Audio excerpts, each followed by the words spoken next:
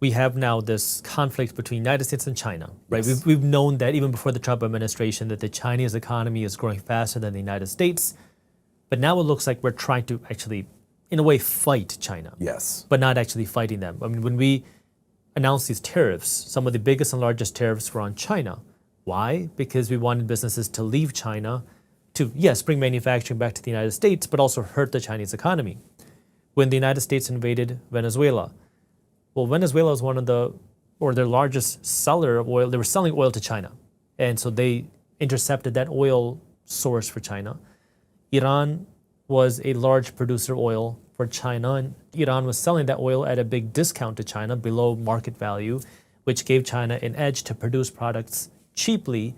And so it seems like the United States is almost like trying to fight China economically as a way to try to slow down their growth, because we're worried and concerned that China is going to beat the United States. Yes. And I think we can look at a historical example here. If you were to ask the average American at the height of the Cold War, if we were at war with Russia, a lot of them would have said no. Really? Yeah. My father was a Vietnam veteran, and he came back and he saw that firsthand, that a lot of people didn't realize that we were just in colonial conflicts all over the world, and didn't realize that this was part of this greater thing that we were calling the Cold War. Conflicts don't look like they used to. There's this idea that they're fought through proxies, Israel being a famous proxy of the United States, and Hezbollah in Lebanon being a proxy of Iran.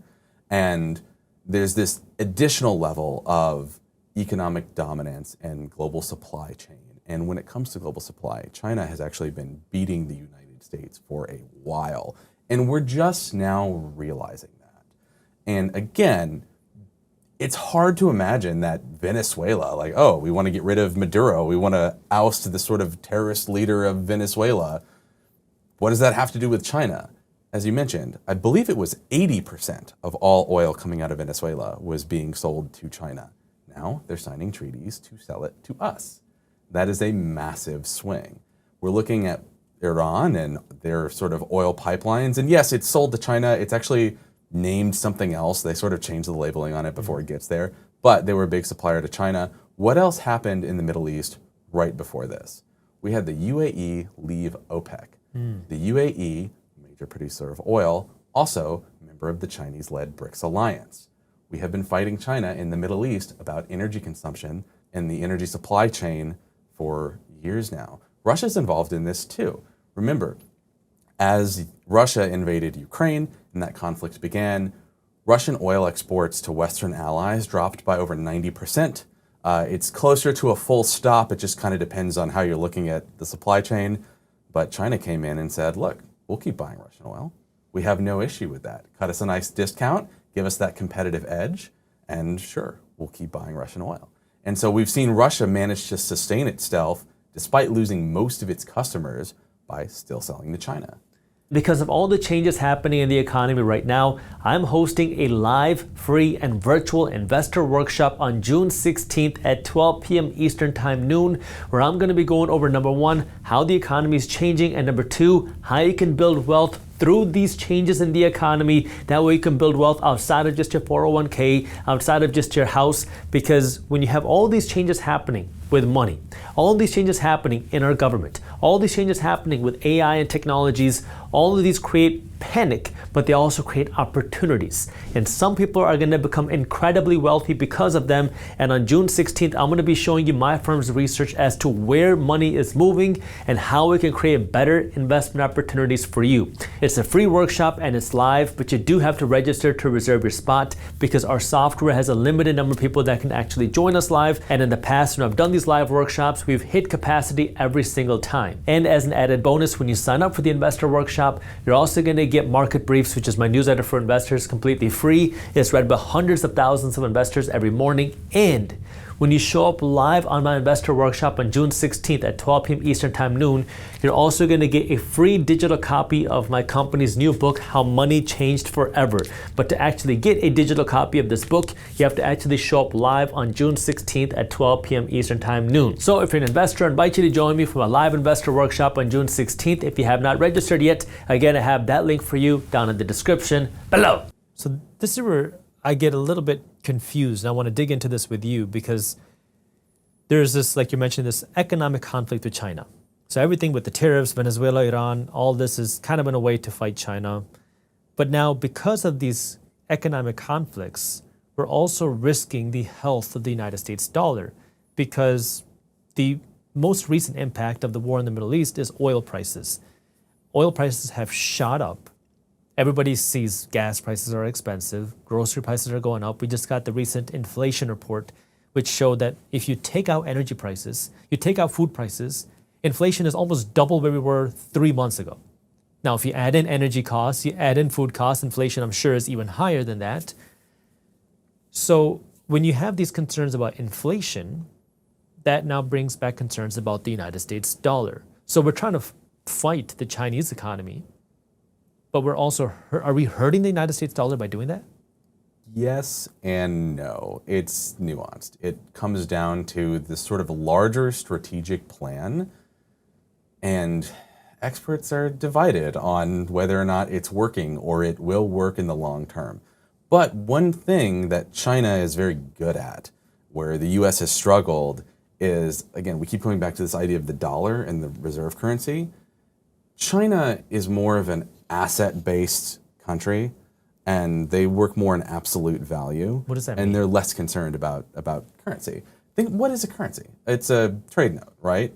Currency only has value in its ability to purchase things for you. It only has value in its access to goods and services. We've been obsessed with making sure that the United States dollar has the best access to goods and services in the world. China's been more concerned with the Chinese government controlling the supply of the actual things you buy with currency. Have you heard of Chinese commodity price crashing? Yes. Yeah. So it's this idea where China is coming in and just flooding the market with commodities. And this happened very notably in lithium. Lithium carbonate had climbed to somewhere around $80,000 a ton, which isn't realistically an absurd price, but had climbed that high, and it dropped to under $10,000 a ton because China flooded the market with their strategic reserve. And they lost a lot of money on that. They absolutely harmed their value stores by flooding the market. But why did they do this? Well, because it's so expensive, because it's needed for so many things, because electrification was picking up. We had a lot of companies and a lot of countries going and saying, we want to mine lithium carbonate now. We want to start up an operation. We want to start producing this and selling it. Well, when the price crashed, these companies couldn't find funding. These new operations shut down. What happens? Well, all right, it's $10,000 for so long. All of the new operations shut down. Who's in control? China. 80% of the world's lithium is moving through the Chinese economy before it gets anywhere else. Now everyone's given up because it wasn't profitable. So what happens? The price starts to creep back up. They start to rebuild their reserves. They take that hit to the money they have to maintain control over the entire supply chain. Interesting. But that's kind of like, we've seen this in the startup world all the time. Like Uber goes into a new market, or when they were growing, they would underprice Lyft, they would underprice the taxis, lose money on every single ride just to get the customers. Once they had you as a user and they knew that people started to use Uber regularly, then they started jacking up the prices, and they knew that you're not going to leave now because you don't want to go to a taxi or a Lyft, and that's when they started making money. So you're saying China is essentially doing that, but from the government level, not from the country level, yes, the company level. And lithium is just one example. China does this all the time. It's this widely studied thing. And actually, we have several congressional acts moving through the government right now to try to establish a critical minerals price floor, which says that the US and Western allies, basically anybody that we can sort of enforce our economic will on, has to set a minimum price floor for critical minerals. And this might extend into other commodities, or other things might be declared minerals as well. And the price of it, this commodity, cannot go under that. And that is to protect companies from Chinese price crashing. Now, again, our influence and our ability to enforce this globally, well, that's limited by the dollar as a reserve currency. It's limited by our trade alliances. It's limited by our general economic strategy around the globe, right? all of a sudden we have this price floor where our companies have to pay X to get lithium, copper, neodymium, rare earths, all these things. Well, do we think the Chinese BRICS alliance is going to abide by that? Do you think they're going to care? Or are they going to potentially leapfrog ahead of us because all of their companies are buying at half of what we are, a fourth of what we are? If you enjoyed this clip and you want to watch the entire conversation, all you got to do is click that button right over there. And for those of you who want to stay up to date on the top finance and business news, you can join Market Briefs, my free financial newsletter, by clicking that button below. Thank you for watching, and I'll see you in the next one.